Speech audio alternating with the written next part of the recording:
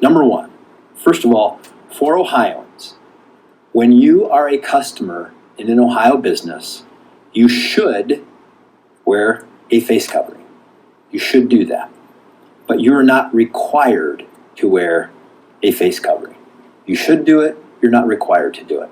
And why do we say we should is because it's out of mutual respect for one another. This is a virus that you can carry and you don't know.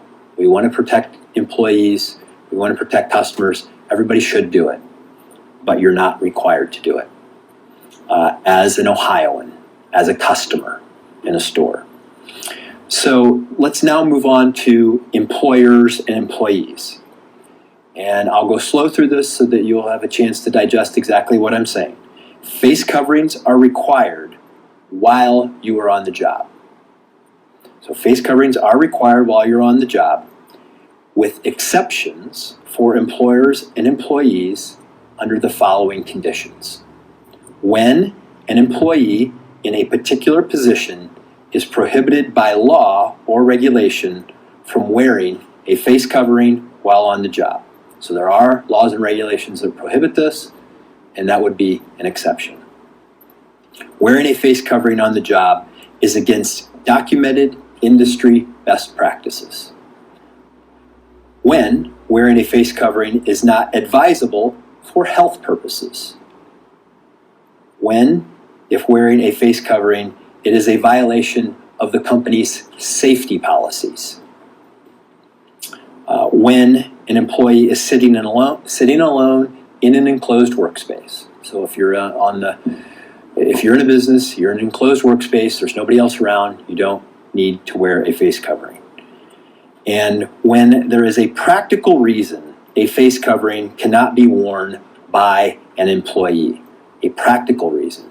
Meaning, for example, as we had people call in and say they work under extreme heat conditions, that the cloth mask would be wet in 2 minutes if I had to wear it. That's a practical exception.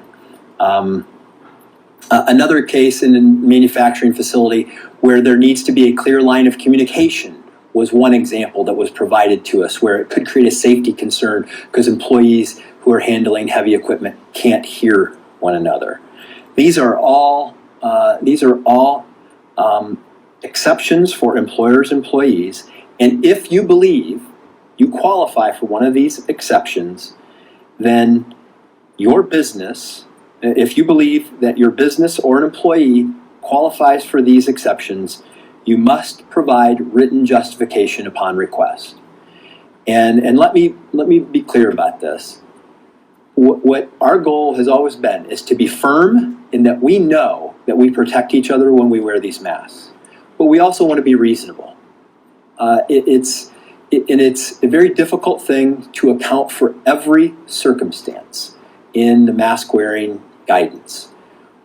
Ohioans, when we came into this in the original stay-at-home order, were reasonable and practical and followed the rules, and we have seen the health benefits of doing that.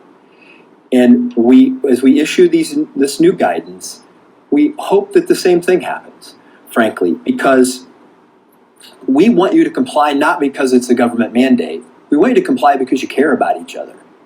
And as a practical matter, the faster we get through this, the faster we get on to phase 2 and phase 3. And when we do these things, the social distancing, the disinfecting, the wearing of masks, it drops those numbers. We move on to the next phase, and life can begin to look more like it used to.